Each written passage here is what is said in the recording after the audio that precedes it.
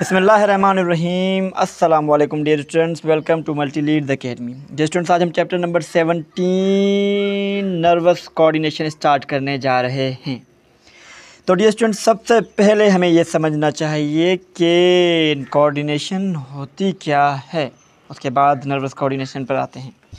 तो coordination dear students, आपको मालूम होना चाहिए कि जब जिस्म के मुख्तलिफ हिस्से मिलकर किसी एक काम को सरअंजाम दें तो उसे कोऑर्डिनेशन कहते हैं। अब मैं आपको एक सादा मिसाल दूं कि जब आप ये लेक्चर सुन रहे हैं, मेरी आवाज़ आपके कानों तक पहुंच रही है और मेरी स्क्रीन आपके सामने है, ये बातें सब आप सुन पा रहे हैं, समझ पा रहे हैं, और हो सकता है कि आपके हाथ में एक पेन भी हो तो आप चीज़ों को नोट भी कर रहे हों।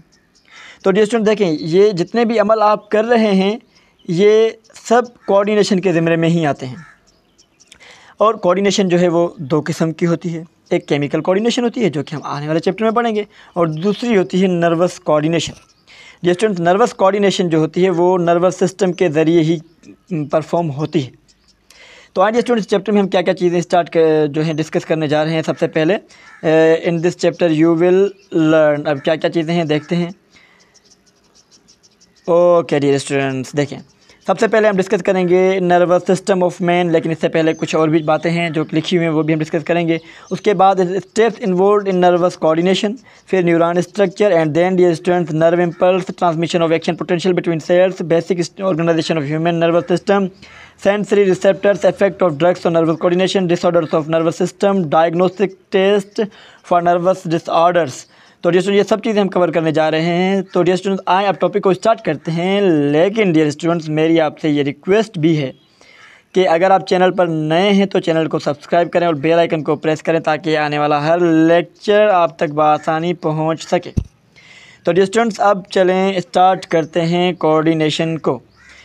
तो नर्वस कोऑर्डिनेशन होती क्या है देखें। अच्छा, वो तो मैंने आपको बता दिया कि नर्वस कोऑर्डिनेशन क्या होती है, कि नर्वस सिस्टम के ज़रिए परफॉर्म हो। अब देखें, all animals except sponge. Dear student very very important MCQ point of view थे कि जितने भी जानवर हैं सिवाय स्पंजिस को छोड़कर use a network of nerve cells. Nerve cells are neurons. Dear students, nerve cells are neurons. वो इस्तेमाल करते हैं टू गैदर इन्फॉर्मेशन को जमा करने के लिए। लेकिन वो इन्फॉर्मेशन कहाँ से आएगी? वो information dear student about the body's condition, चाहे वो इंटरनली हमारी बॉडी के अंदर जो इन्फॉर्मेशन हो वहाँ से आए, एंड द एक्सटर्नल इन्वायरमेंट से आए। तो उन इन्फॉर्मेशन को क्या करेंगे डियर स्टूडेंट? गैदर करके टू प्रोसेस एंड इंटीग्रेट, उसको कलेक्ट करके फिर क्या करेंगे डियर स्टूडेंट्स? प्रोसेस करेंगे उस इन्फॉर्मेशन को, that information, and to send command to the body's muscles and glands. फिर डियर स्टूडेंट्स हमारा जिस्म क्या करेगा? उस इन्फॉर्मेशन को कलेक्ट करेगा, फिर जो है उसको प्रोसेस करेगा, उसके बाद देखेगा कि जो है किस तरह से मसल्स को, ग्लैंड्स को कमांड दे ताकि हम जो रिस्पोंड करें वो हमारा किस तरीके से होना चाहिए अकॉर्डिंग टू स्टिमुलस। तो इन सब में जो चीज़ इस्तेमाल होती है डियर स्टूडेंट वो नर्व सेल जो है इस्तेमाल होते हैं। और डियर स्टूडेंट ये बात मैंने आपको जो बताई है आपको याद रखनी है कि स्पंजिस को छोड़कर MCQ पॉइंट ऑफ व्यू से ये बहुत ही इंपॉर्टेंट बात है। तो डियर स्टूडेंट देखें, अब जो नर्वस कोऑर्डिनेशन है उसमें कौन कौन से जो स्टेप्स हैं वो इन्वॉल्व होते हैं। आए वन बाय वन उन स्टेप्स को डिस्कस करते हैं। ओके डियर स्टूडेंट, लिखा हुआ है कि steps involve in nervous coordination. चलें आ जाएं। The system of the body that provide communication, coordination through electrical and chemical signals is called nervous system. Dear students, वो सिस्टम कौन सा? वो सिस्टम जो हमारे मतलब जिस्म का वो सिस्टम जो हमें प्रोवाइड करे राबता, कम्युनिकेशन या जिसे हम कोऑर्डिनेशन भी कहते हैं, वो किस चीज़ के ज़रिए रब्ता होगा? Electrical and chemical signals. इनको कलेक्टिवली डियर स्टूडेंट्स हम इलेक्ट्रोकेमिकल सिग्नल्स भी कहते हैं, या इनके लिए एक ख़ास टर्म इस्तेमाल किया जाता है नर्व इम्पल्स। तो वो सिस्टम जो हमारे जिस्म को कम्युनिकेशन प्रोवाइड करे इलेक्ट्रिकल एंड केमिकल सिग्नल्स के ज़रिए, उस सिस्टम को हम कहते हैं nervous system. Okay dear students, आगे बढ़ते हैं। तो nervous coordination comprises highly specialised cells called neurons. ये जो बेसिक फंडामेंटल यूनिट है नर्वस सिस्टम का वो है न्यूरॉन्स। सेम उसी तरह जैसे हमने किडनी का जो फंडामेंटल यूनिट नेफ्रॉन पढ़ा था, और जो बॉडी का फंडामेंटल यूनिट है, फंक्शनल यूनिट या बेसिक यूनिट सेल है। तो इसमें हालांकि वो भी सेल है, लेकिन जो नर्वस सिस्टम के अंदर जो सेल्स पाए जाते हैं वो स्पेशलाइज्ड सेल्स होते हैं, उनको न्यूरॉन्स कहा हम लोग कहते हैं। Okay dear students, as a fundamental unit, एक फंडामेंटल यूनिट होने के नाते नर्वस सिस्टम का एक फंडामेंटल यूनिट है okay of the nervous system, each neuron must perform 5 function. हर न्यूरॉन को 5 काम करने चाहिए। 5 पंक्ति कौन कौन से देखें जी स्टूडेंट्स, आगे बढ़ते हैं। नंबर फर्स्ट, इसको रिसीव करनी चाहिए इन्फॉर्मेशन। कहाँ से इन्फॉर्मेशन रिसीव करेगा?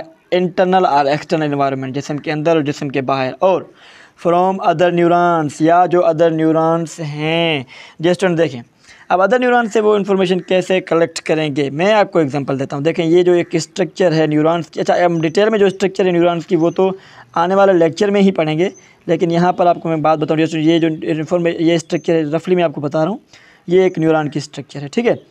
तो ये है सेल बॉडी ओके, और ये डेंड्राइट्स हैं डियर स्टूडेंट्स, ये एक्सॉन है और ये है एक्सॉन टर्मिनल। जो यहाँ से जो ये डेंड्राइट्स हैं ये इन्फॉर्मेशन को रिसीव करते हैं, उसके अलावा फिर ये इन्फॉर्मेशन यहाँ से आती है एक्सॉन टर्मिनल की तरफ, और यहाँ से एक और जो न्यूरॉन्स है वो स्टार्ट होता है उस इन्फॉर्मेशन को लेकर आगे तक पहुँचाता है। तो देखें डियर स्टूडेंट्स, ये जो न्यूरॉन था उसने क्या इन्फॉर्मेशन ली, कहाँ से इन्फॉर्मेशन ली? इंटरनल और एक्सटर्नल एनवायरनमेंट से। उसके अलावा अदर न्यूरॉन से भी ये इन्फॉर्मेशन लेगा। एक न्यूरॉन होने के नाते ये फंक्शन भी करेगा। इन्फॉर्मेशन कहाँ से? बाहर के एनवायरनमेंट से, और जिस्म के अंदर के एनवायरनमेंट से, और अंदर जो मौजूद उसके साइड में बराबर में मौजूद जो न्यूरॉन्स होंगे उनसे भी वो इन्फॉर्मेशन लेगा। उसके बाद क्या करेगा जी स्टूडेंट्स? इंटीग्रेट, इसका मतलब है कि जमा करना, कलेक्ट करना, किसी इन्फॉर्मेशन को मुरक्कब करना।